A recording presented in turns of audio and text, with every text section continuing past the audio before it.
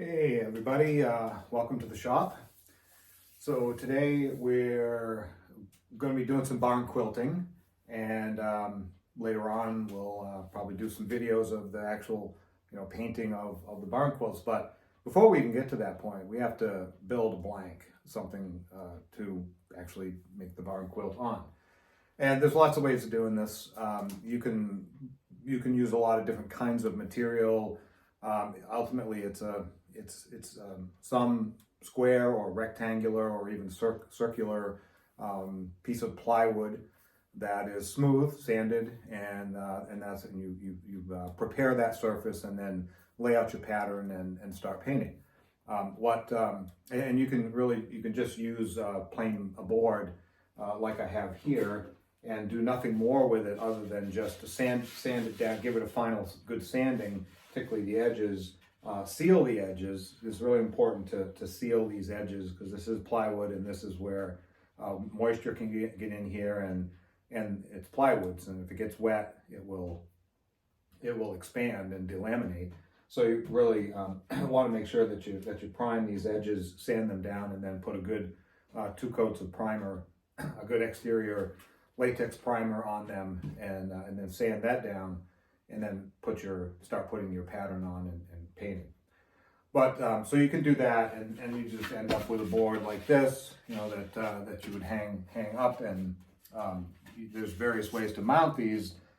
You could just do four holes and screw it in like that, or you could try to do a wire and eye screw kind of traditional picture hanging kind of a setup. But these are pretty thin, and any time that you make a hole in this, you're introducing a path for moisture and, again, delamination. So and these are very stable. This is we're using here a 1/2 inch birch sanded plywood. Very nice material. It's very stable, very rigid, and works very well. It's very smooth, so it takes the paint really well. But what I like to do is create a framework on the back, and so that it's more stable, and also gives you a good weight for having mounting options. I'm going to show you one here that's all done. Here's the front side, all ready to go. The edges have been sealed with latex caulking, and we're yet to really sand those down and get going. But here's mostly for today's. This is the back. So the back is this 1x3 pine framework that's screwed together and then glued onto the back side of the board. It's very strong and very rigid, and provides great stability. Plus, we have this, and I'll get to this later on, but this hanging mechanism here. It's a scarf joint that you can see that this is beveled in here, and then we have another piece, something like this piece here that would go against the wall that you're mounting, and these lock together like that, so it just hangs just like that. Just hold on to that piece, and there it is, it's hanging. And if you do a couple of these, or you do a wide one, it's really secure. And so that's the goal, is to create this, and we're going to go through and do a little tutorial on that. So the first step, we have our board. I measured this. Sometimes these boards, they advertise as 2x2 or 24x24 inch, but sometimes they're not quite that dimension. This one happens to be exactly 24 inches on all sides, both dimensions, and it's very square, so it's really ready to go. And I've got the back side on here, and as you saw in that one that I just showed you, the frame is offset, so there's a bit of a reveal. So I've marked this off at a 1/2 inch. So you want to make marks at 1/2 inch all the way around, and then just draw in draw these lines. This will guide you in getting the frame on there nice and square, so that it hangs square in the end. And so we'll just quickly go through and mark all these guidelines. And okay, so that's that. And then we're going to cut this 1x3 pine here. This is Number two, you see it's got some knots in it. That's really not an issue. You really get the cheapest pine, 1 inch thick pine by 3 inch wide that you can. An 8-footer works perfectly for a 2x2 barn quilt blank. We get the 4 pieces that we need and not much left over. So I'm going to measure those. And I'll tell you what those dimensions are. It's going to be, since the board is 24 and we're doing a 1/2 inch reveal, it's going to be 23 inches. So we'll cut 2 at 23, and then the others will be a little shorter because they're like 17 and 1/2 or something like that. And then we'll fit those in. I'll show you how I fasten them together, and then we'll glue it on and be on our way. So I'll be back in a minute. I'm gonna cut those pieces, and then we'll talk about how to put the frame together. Okay, the next step, we have move this a little bit here. Okay, so we have 3 of our 4 pieces all set. They're 23 inches. 2 of them are 23 inches. The others are 17 3/4. And we need to, for one of the shorter ones, we need to create that bevel for the mounting. So we're going to go over to the table saw here, set up to do that. Excuse me. Can't see it past the fence here, but I have the blade set at a 45-degree angle, and we'll put some safety glasses on and hearing protection, and then cut this down.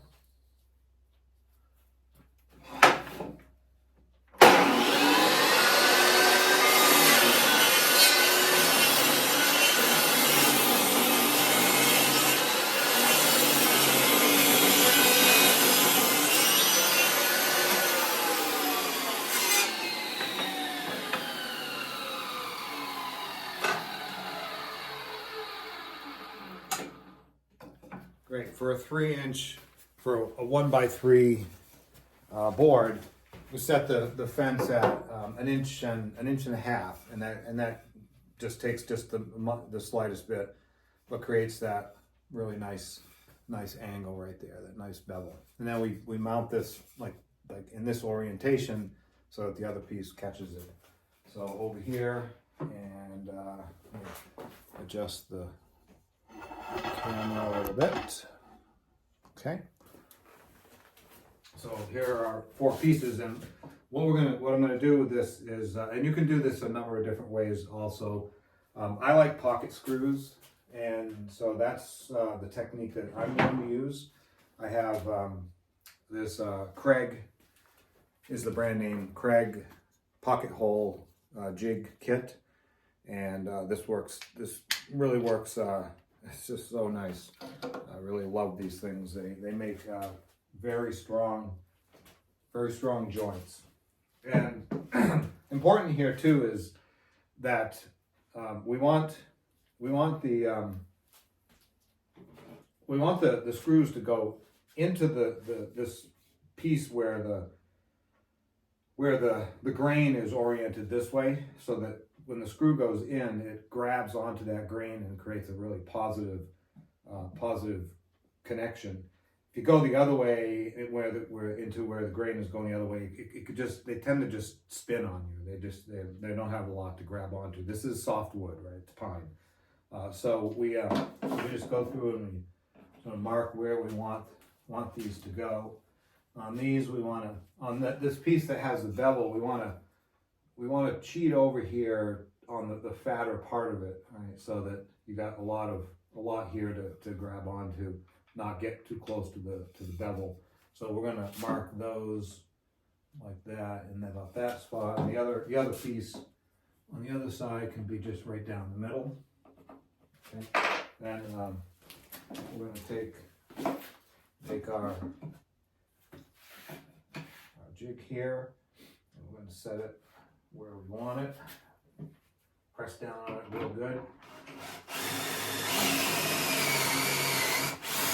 Could use a clamp for this, but I've just found that I can I can do pretty well just putting my considerable weight behind it, and it works pretty well.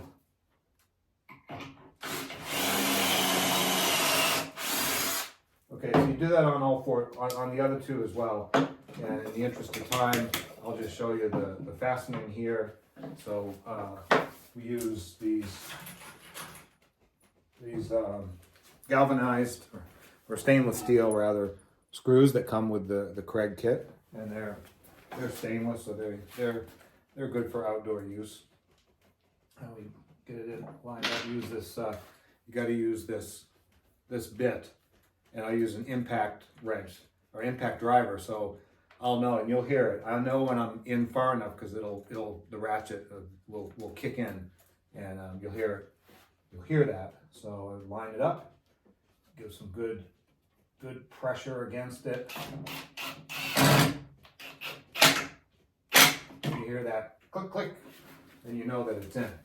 Okay, and I'll do these. Well, actually, I guess we'll just let the video run. This doesn't take very long to do this, and we can just talk about aligning it and what comes next. I'll quickly go through and do these other two. Screw them together.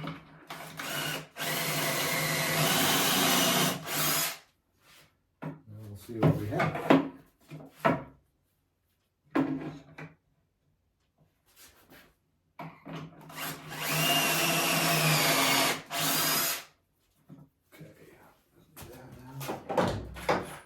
Screws. Make sure this is cleaned off because you won't get it to be nice and flat if you don't. Okay.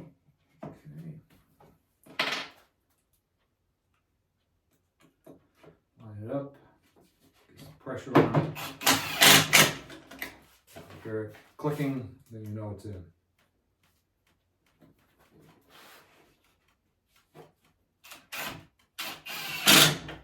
Okay, so there it is. We have our frame, and then I'll get set up to glue this, get some clamps and stuff. But this frame is really strong, and okay, I just made a mistake. Sorry. Let me fix my mistake. Yeah. Not immune to making mistakes. I put the bevel was on the outside. That's not going to do any good.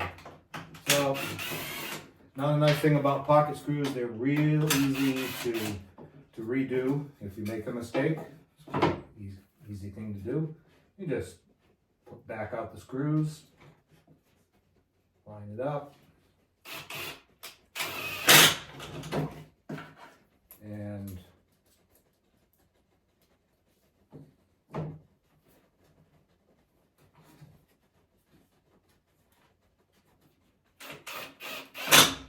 that's it. So now we're ready to go. So I'll get set up for fastening it on, and then we'll talk about we'll do that, and then we'll talk about what's next. Be right back. Okay, ready to glue this in. So I've lined it up. It's where it wants to be. The key thing in terms of this sitting square on the mount is where the top is. So this is the top, right? Because this has the bevel for the mounting, and the line here we know that's right on. So this really needs to be. It doesn't matter the other sides, but this needs to be right on that line. So okay, we got that. So let's go ahead and put some glue down.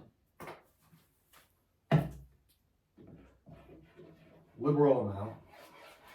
Don't be shy. Really want to get a good bond. Okay. Now, we'll get it in so that it's right on that top line and centered. Okay, and then we'll get the first one in. I want to make sure it's right on it. It might tend to move a little bit, so you got to be really careful. The glue is slippery, so it will tend to move on you. That one looks good. This one we gotta go down just a little bit, get it on the line.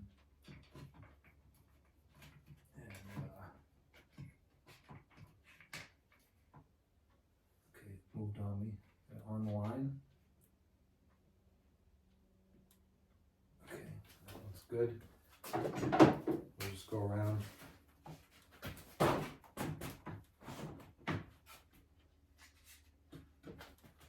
And we want to make sure it's reasonably good on the other end too. It's pretty good. That top is the most important. We're really going to see that. We're never going to see this backside, so it's really not that big of a deal.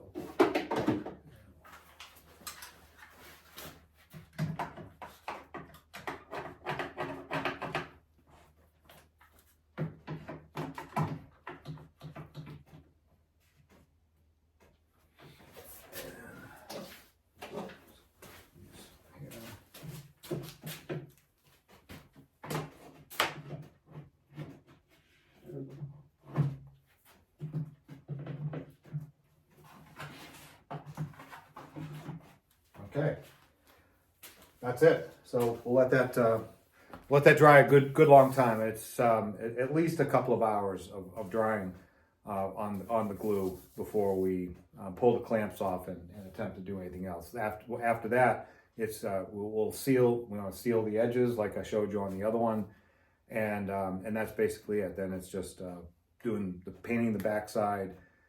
I like to paint the backside black.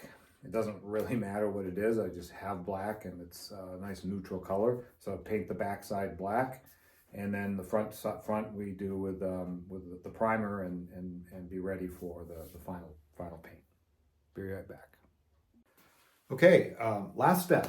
So it's been an ample amount of time here for this to set up. We don't want to jostle it around too much, but at least enough to show you what we have going on here. If I can change that. Okay, so I've got it all. It's all clamped and dry enough now where I can take these off.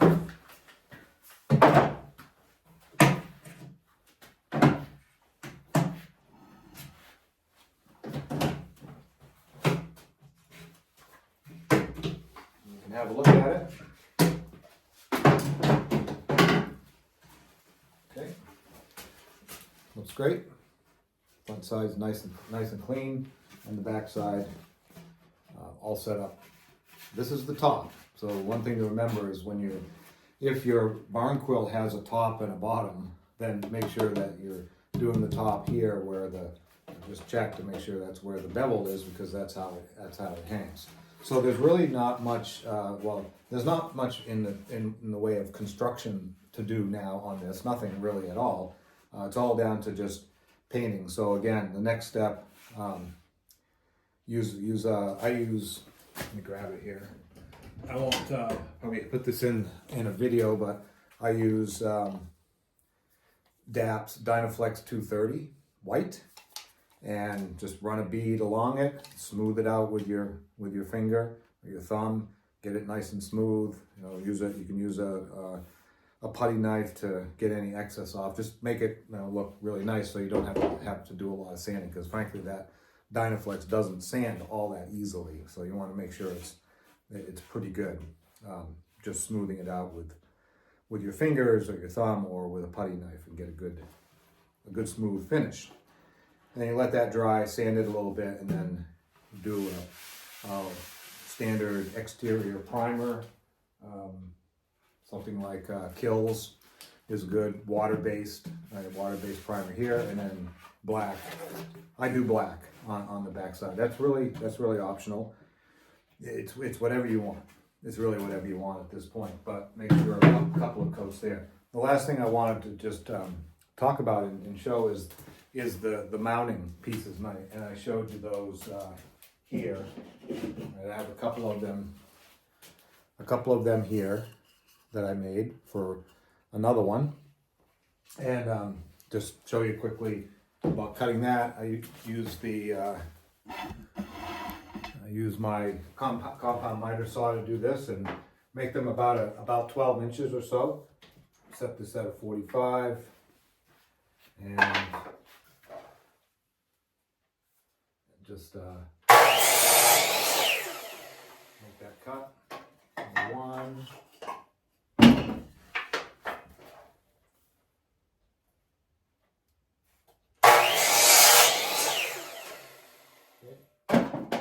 And we have our two, and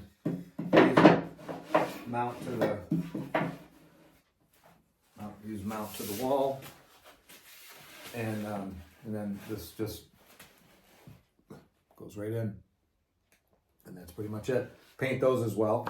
The idea about painting the backside is really protection, and you can decide on a different color here.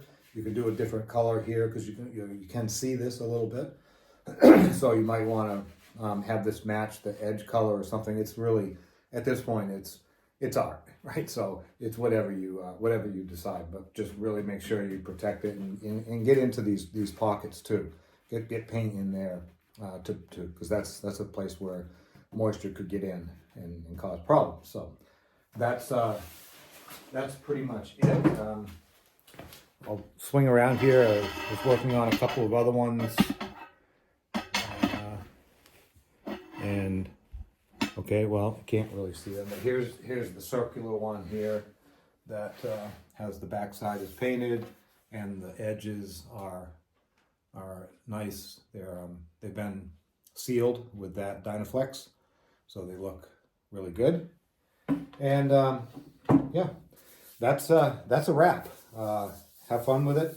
Hopefully, gave you enough instruction here to create one of these barn quilt boards ready for the final artistic touch at this point. And good luck and have fun with the barn quilting. Take care.